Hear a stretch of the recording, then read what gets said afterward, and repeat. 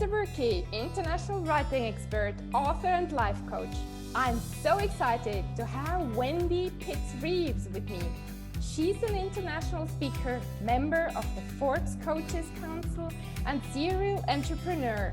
Wendy knows the joys and challenges of doing what scares others on their way to personal and professional success. She has built a group counseling practice, launched a leadership conference, and served in public office. Today, as a private practice expert, she coaches women entrepreneurs in the healing arts.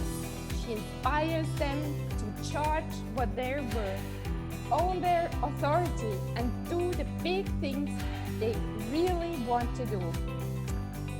Wendy, I'm so excited to have you here today. Thank you, Esther. This is an honor and a half. I'm really happy to be here. So let's jump right into your story. Let me ask you, what has been your fears along your road? Well, that's a big question. As I mentioned before we got on the call, you don't reach my point in life at my age without having been through a few things over the years. And I always tell my clients that if it doesn't scare you to death, you're not growing. So there are lots of things I've done in my life that were really scary at the time. When I think about some of the highlights, if I had to pick out just two or three favorites, one of the first big scary things I ever did was in my early 20s. I made a decision to travel from the US to Europe, which may not sound like a big deal if you're in Europe. But at the time, I was only making the minimum wage, like elementary wages, very small wages, and had no money. And I thought only wealthy people went overseas. And it was a really big deal to do a dream trip to overseas. And I did that. And that was scary. I had never traveled outside of the country before. I didn't know any other languages. I had no idea how to do it. And then in my 40s, I made a decision to run for office here in my local community. I served on, it's called the county commission. It's like the governing body that oversees the region. And in my area, not that many women run for office. And I was in the minority in every possible way. And I had never done that. I didn't know anyone who'd ever done that. And it was a very, very, very big, scary thing to do. And then sort of a fun thing, that's kind of a crazy fun thing I did is I have run a business for many, many years. My background is in mental health, and I've run a group counseling practice that I built from the ground up starting back in the early 90s. I've done that forever. But along the way, I've run several smaller businesses on the side. And one of those was an adventure-based business for women called Secret Adventures for Courageous Women. And that's a crazy thing all by itself. I can tell you more about that if you want to hear it. But that just how I came up with that idea, how it worked, and how I did the very first one of those adventures was a pretty funny story. Yeah, go for it. Well, so Secret Adventures. So my business was called C2C Consulting, which is courage to confidence. And I'm all about trying to help women recognize and identify that they are already courageous. Women do courageous things all the time. They don't even know it. You know, raising kids, running a business, managing a home, dealing with a job, dealing with difficulties, illness, and helping care with the elderly. And like there are so many things that women have to handle that they don't think anything about. That is really brave, but they don't know it, and they don't own it, and they don't take credit for it. So I wanted to figure out a way to help women see how courageous they already were. And I'm a big outdoor person. I love doing outdoor adventures. And so I was working with a coach who suggested, I came up with this idea. I want to take women out and do adventuresome outdoor things. And she said, why don't you do something a little different and make it like, I don't know, a surprise. And I thought, that's a cool idea. I like surprises. And so I wanted to do big trips, like taking them around the country or overseas. And she said, why don't you do little things first that are close to home to get people used to working with you so they can trust you and that kind of stuff. So I came up with this idea that I would plan an event.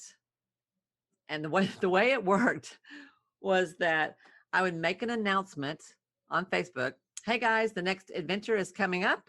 Here's the date, here's the time, here's what it costs, here's how many people I can take. Sign up here, and I will tell you what to wear, what to bring, and where to meet. And we would get together, and I would put them in a van, and we would go somewhere, and they would have no idea where we were going or what we were doing until we got there, which was the secret. So I had to sell something that I couldn't tell them what they were buying, which was crazy. And we did, literally, I would say, I'm not telling you what we're going to do. You just have to trust me and come with me, and we're going to go do something. And we did everything from, I did an event every month for 3 years, every month. And it was everything from a fishing trip to a kayaking, to hang gliding, to a pottery class, to a classical music concert, to a wine tasting, to rowing, you name it. We did all kinds of things.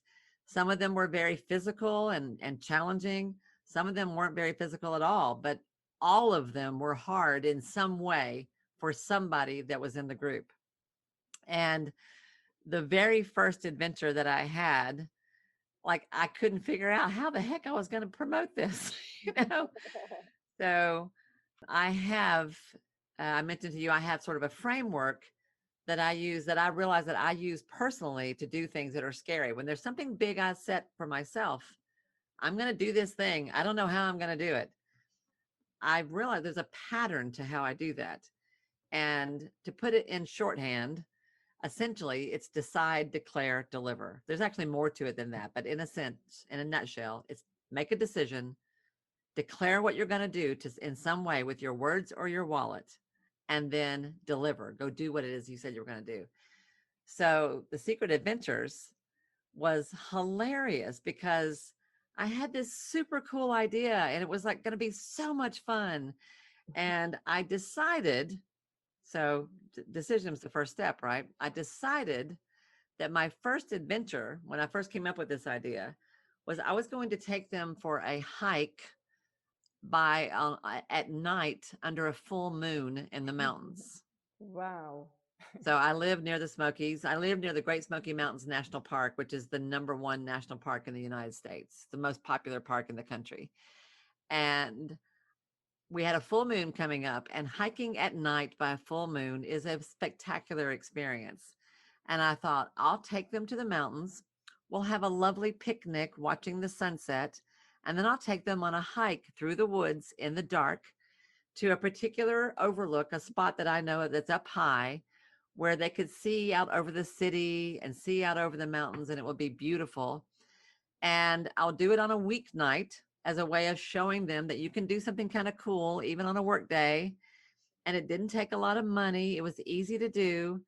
It was just the scary part is being in the woods in the dark in a place that they didn't know and all those kinds of things.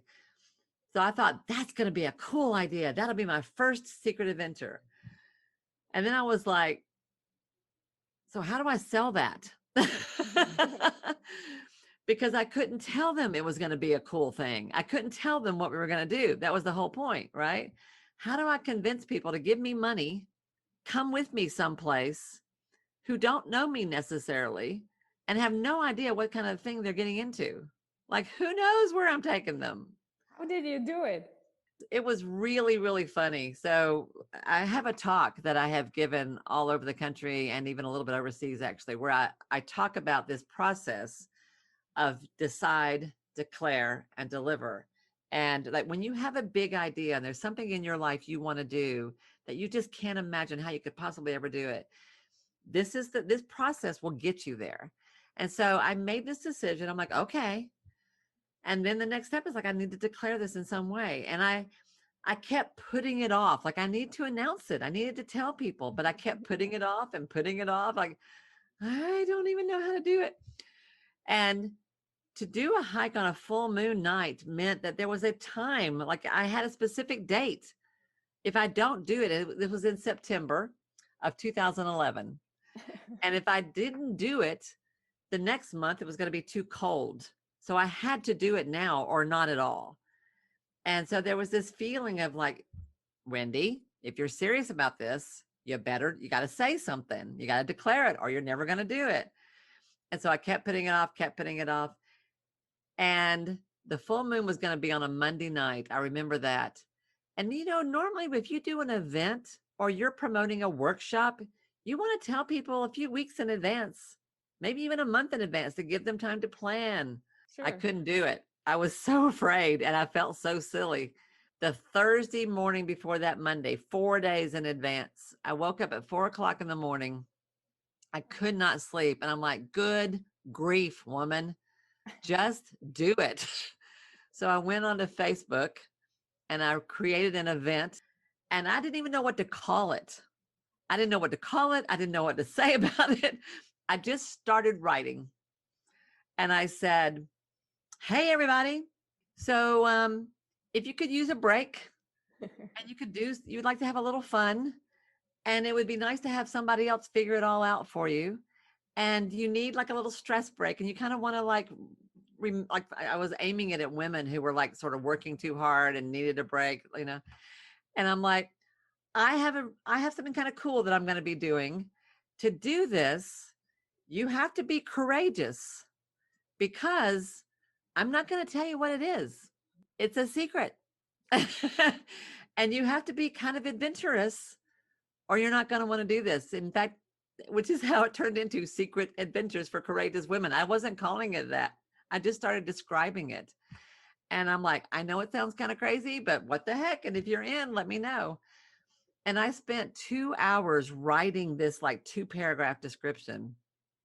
Had no idea what I was doing. I'm just like, okay, here we go. And at 6 o'clock in the morning, I read it for the like 1,000th time, tweaked it one more time, and went, here we go. And I've hit publish. Boom. It's out there. And then Love this. and then Wonderful, Wendy. I just held my breath. I just held my breath, like, okay, now what? And I got up, started getting into my day, started getting ready to go to work. And 45 minutes later, at 15 till 7 in the morning, I got my first person signed up. And it was a friend of mine who is also an entrepreneur, who is very busy, a very strong leader, who is always in charge of something. And she said, Wendy, I don't know what you're up to, but I'm in. And I was like, woohoo. And then another one, and then another one, and then another one. And I ended up having, I think, 6 or 7 people who went on that first adventure. Beautiful. And I had no idea what I was doing. And it ended up becoming like, I did that.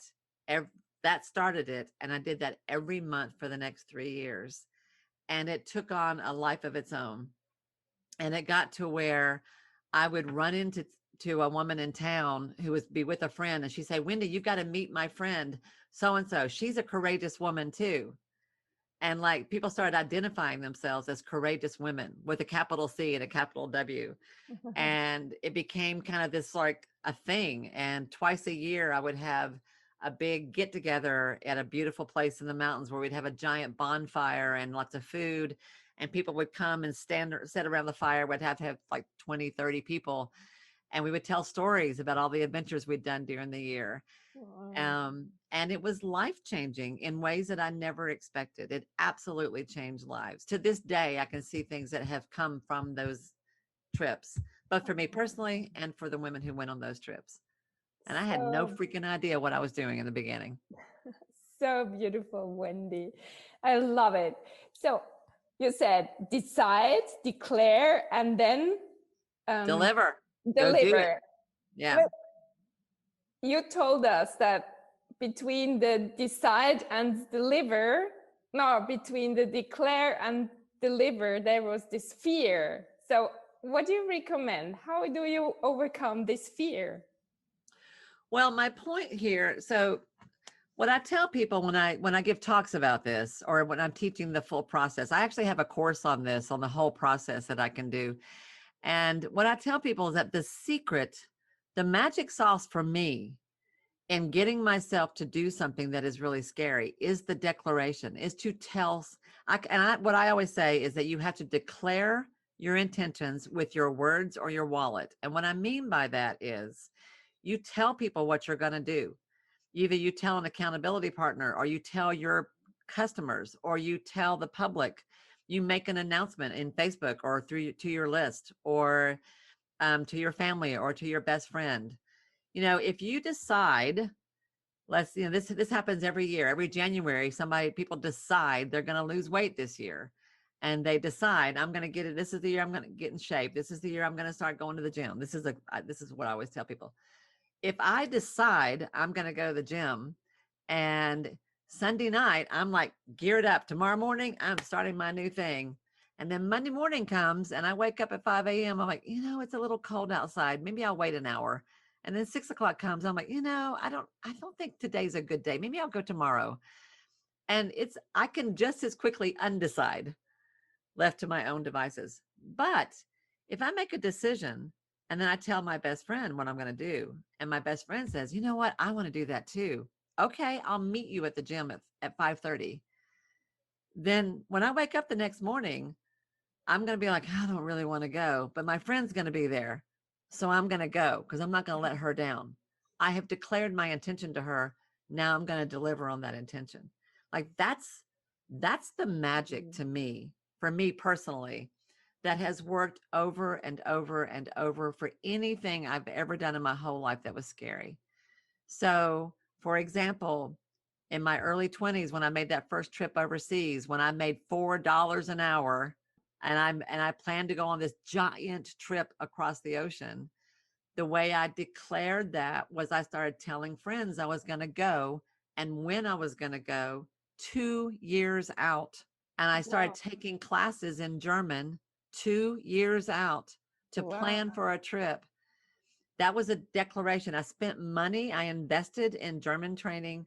I started telling people publicly, and I did a whole bunch of other things. And then the day came when I had to buy plane tickets, right? So I declared that in that way.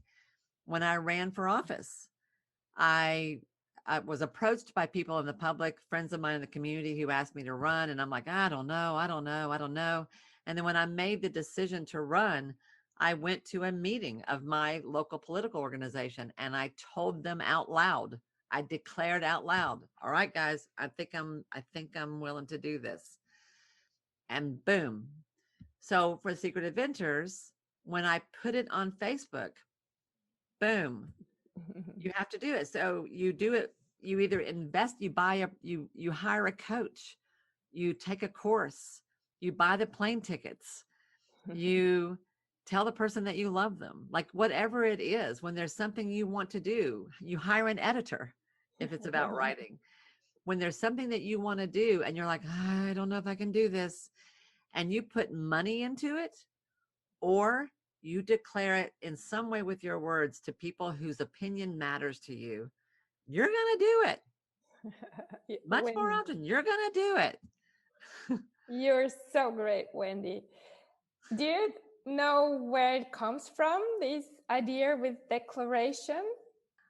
So, I coach women business owners. I coach women who are healers and healthcare providers who are in private practice or want to develop a private practice. And what I tell them all the time, like I have women who will tell me, I want to start a practice, but I don't know how. Or I want to raise my rates, but I don't know how. Or I want to start a program or start launching retreats, but I don't know how. Or I want to give a talk, but I don't know how. I tell them the how is almost never the problem. Like you will figure out the how. The problem is giving yourself permission to do what you really want to do anyway, and getting yourself over those internal roadblocks, those sort of hurdles that we have to get over inside that says, who am I to do this? I can't possibly do this. I'm crazy to even think about doing this. Yeah. So, and I find, for me personally, realizing that saying it out loud and declaring it in my intention in some public way, that's enough to get me going.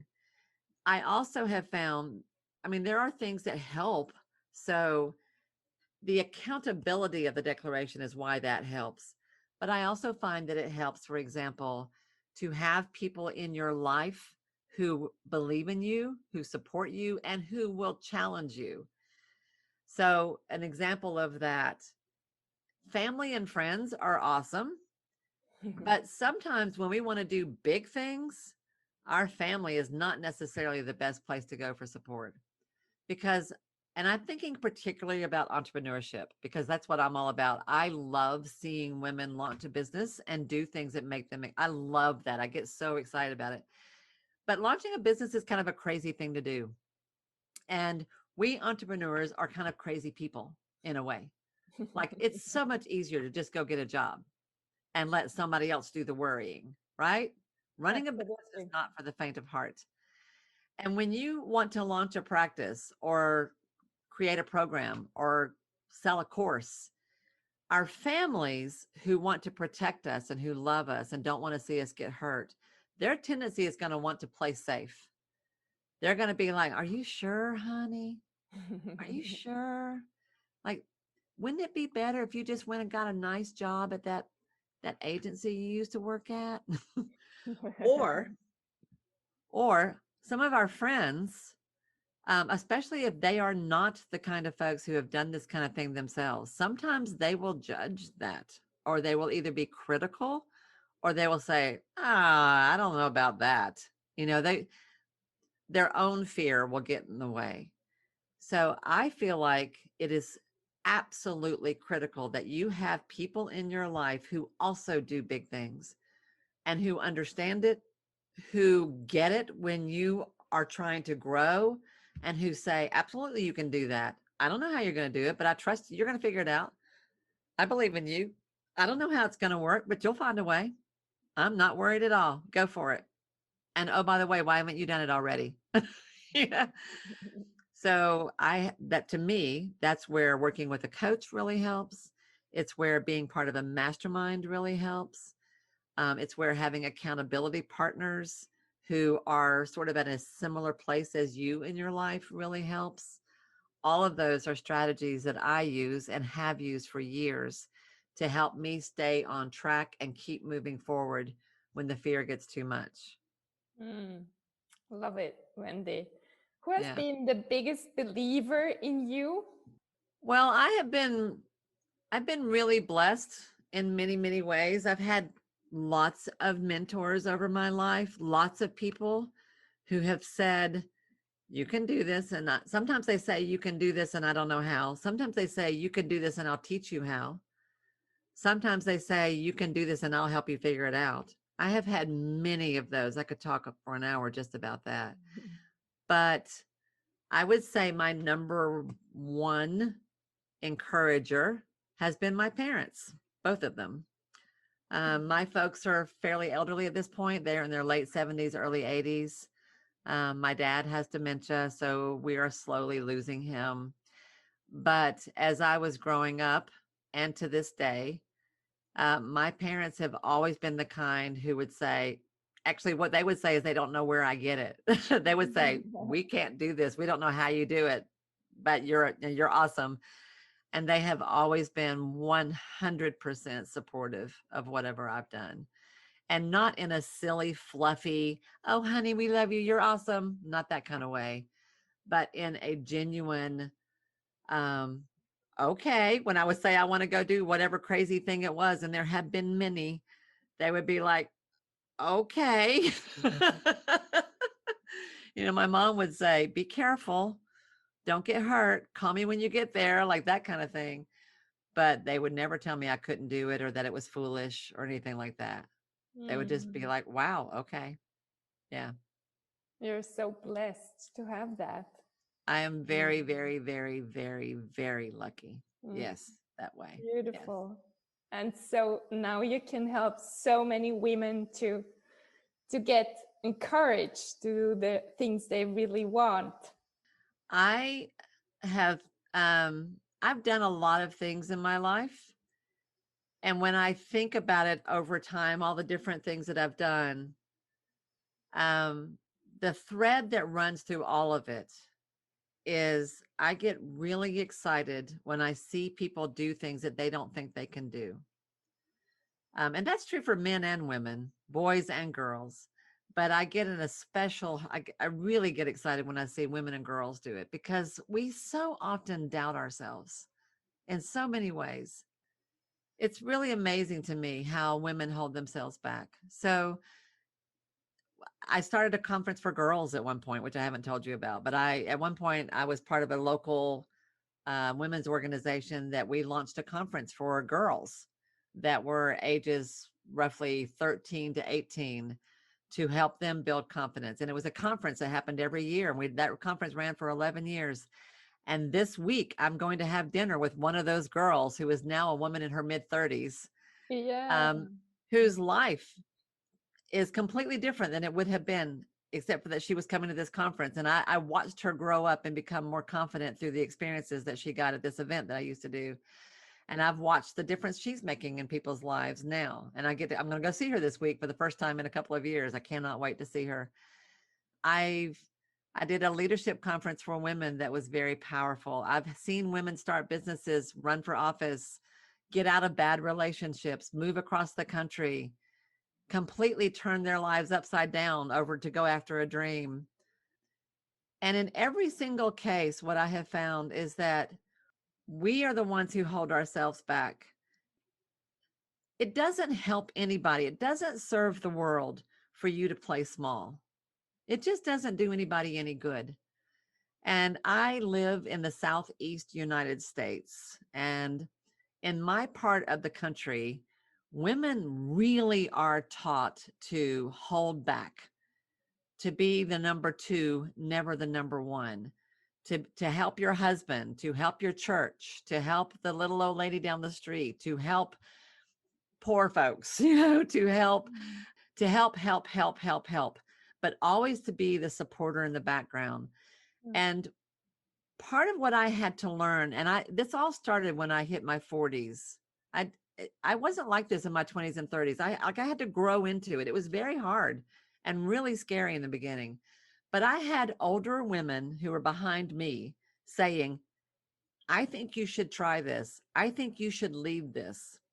I think you should start this. And I'm going to help you do it. And there, I can tell you so many times where I was like, I can't do that. I'm not smart enough to do that, or old enough to do that, or savvy enough to do that, or experienced enough to do that, or trained enough to do that, or credentialed enough to do that, which is a bunch of BS. But I felt that way a lot. And I had lovely people in my life, and sometimes men, who would say, you can do this. I'll go with you. Okay. And stepping into leadership, like that's a thing. Learn, like running a committee, running a program. When somebody says, that's a great idea, would you run it? Don't say, oh, I'd love to, but you don't really want me to run it, but I'll help. That's what we always, no. You don't want me to be in charge, but I'll help with whoever. Absolutely. I'm your go-to person. I will help. That doesn't serve. If you want to make a difference in the world and you want to change things, or you just want to see what you're capable of, stop being number two and be number one. And I mean, you can hear it. Like I feel really strongly about this. It comes out in my voice. I start preaching. But I love it, Wendy. When I ran for office, I had to put my name on the signs. And I can't tell you how uncomfortable that was. Like all over my town, there were signs everywhere with Wendy on them in big letters. It was so uncomfortable, so uncomfortable. And in the beginning, I had to go up and ask people to vote for me, or ask people to give me money, or ask people to volunteer on my campaign. I cannot tell you how uncomfortable that was. And in the beginning, I would just like squirm. I would do anything to avoid talking to people. I'd be like, I don't want to do this. By the end of that campaign, which lasted about a year, I would talk to anything that walked. I would drive through a neighborhood, and if somebody was on their lawnmower, I would hop out of my car and go run up to them and make them turn off their lawnmower and talk to them. Hey, my name is Wendy. I'm running for office. Would you vote for me? I mean, which is how we grow, right? This is how we change. You start doing something that's super scary and awkward and uncomfortable, and you're not very good at it, but you are surrounded by people who love you, care about you, who will teach you, who will go with you. That helps. And then you kind of stumble through it. And one day you wake up and realize that you've learned a few things and you know more than you used to know. And all of a sudden you're doing it. And then the next thing comes along, and then the next thing, and then the next thing. And one day you wake up and you look back and you've spent 30 years doing big, hard, scary things. And every single one of them has made you stronger, clearer, more experienced. And you still get scared, but not as scared. And you learn with experience. I can do hard things. All I have to do is decide, declare, and deliver. So lovely, Wendy. So where can people reach you? Well, there are two ways to find me that I think are best. The most obvious one is my website, which is just my name, wendypittsreeves.com. If someone is interested in working with me or just even sort of testing the waters a little bit, I would invite them to click on there's a place that says start here and read about my quick start consult, which is a great one-time way just to get a little coaching about a specific problem you've got. If they are a healer already, if you have a private practice or want to have a private practice, then I invite you to come and find me on my Facebook group, which is called the Ideal Practice Community. It's a small, fairly intimate group where we talk about how to design a private practice that is ideal for you, that works as well for you as it does for your clients. Great. Wendy, one last word for our audience.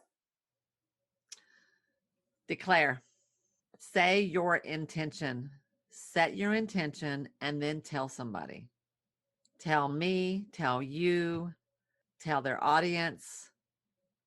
Like if you want to write a book, I'll go to what I know is a passion of yours. If you want to write your first book and you're terrified and the first step is you need to hire a writing coach, tell a friend, okay, I'm going to reach out to 3 writing coaches this week and I'll let you know on Friday that I've done it.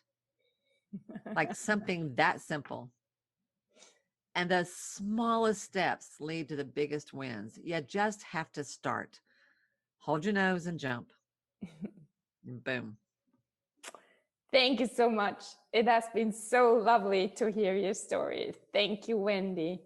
You're welcome. I hope this is helpful. It's an honor to be here. I hope your audience gets something out of it. If there's anything else I can do to help, by all means, reach out.